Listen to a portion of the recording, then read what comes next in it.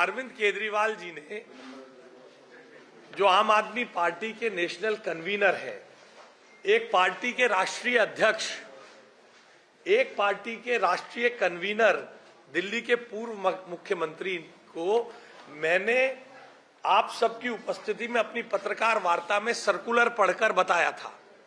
हमने सर्कुलर पढ़ा था कि क्या क्या सर्कुलर में लिखा है, और मैंने कहा था कि अगर इस सर्कुलर में आपको कहीं ये दिखता है कि दिल्ली की सरकार ने कुत्तों की गिनती के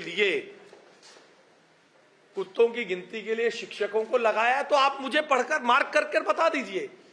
मैं शिक्षा मंत्री के नाते माफी मांगूंगा, अन्यथा अरविंद केजरीवाल जी माफी मांगे। उस दिन के बाद से कुत्तों की गिनती पे बात करना आम आदमी पार्टी के लोगों ने बंद कर दिया है। मगर हम दिल्ली की जनता के सामने अरविंद केजरीवाल जी, जो आम आदमी पार्टी के राष्ट्रीय कन्वीनर हैं, उनके गैर जिम्मेदाराना, उनकी मारो भाग और भाग जाओ, झूठ बोलो और भाग जाओ, शूट एंड स्कूट की राजनीति को नहीं चलने देंगे। वे दिल्ली में बदअमनी फैलाकर अपनी राजनीतिक रेलेवेंस बनाए रखना चाहते हैं। इसलिए मैंने बहुत शालीनता से अरविंद केजरीवाल जी से निवेदन किया है कि अरविंद केजरीवाल जी, आप ब्यूरोक्रेट भी रहे हैं। मैंने लिखा है, given your background in administration as former chief minister, your statement can not be regarded as a mere misunderstanding.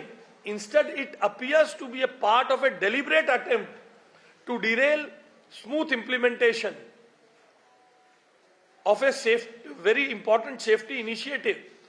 Unfortunately, such conduct reflects continuous pattern wherein the Aam Aadmi Party indulges in what can be best described as shoot and scoot politics of making unfounded allegations, creating sensation and then retreating from responsibility.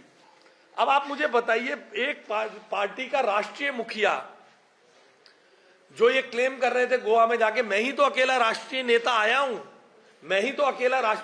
हूं आपसे vote मांगने। वो राष्ट्रीय नेता दिल्ली में जो है ही नहीं, उस पर झूठ बोल दें। और मेरी बात को पुख्ता करने के लिए आम आदमी पार्टी ने कल ड्रामा किया। आम आदमी पार्टी ने कल कहा कि सरकार प्रदूषण पर चर्चा से भाग रही है। मेरे साथ कपिल मिश्रा जी ने बैठकर बताया, सरकार प्रदूषण पर चर्चा करेगी। इस पूरे जो कैलेंडर है, पूरा टाइम टेबल विधानसभा का उसमें जारी है। हर जगह झूठ बोलना, हर जगह भाग जाना हम भागने नहीं देंगे साहब। अरविंद केजरीवाल जी को दिल्ली की जनता से माफी मांगनी पड़ेगी, अपने झूठ को स्वीकार करना पड़ेगा। दिल्ली की जनता से उन्होंने पहले भी माफी मांगी है, एक बार फिर मांगे और दिल्ली सरकार बड़ा हृदय रखकर उन्हें माफ करेगी।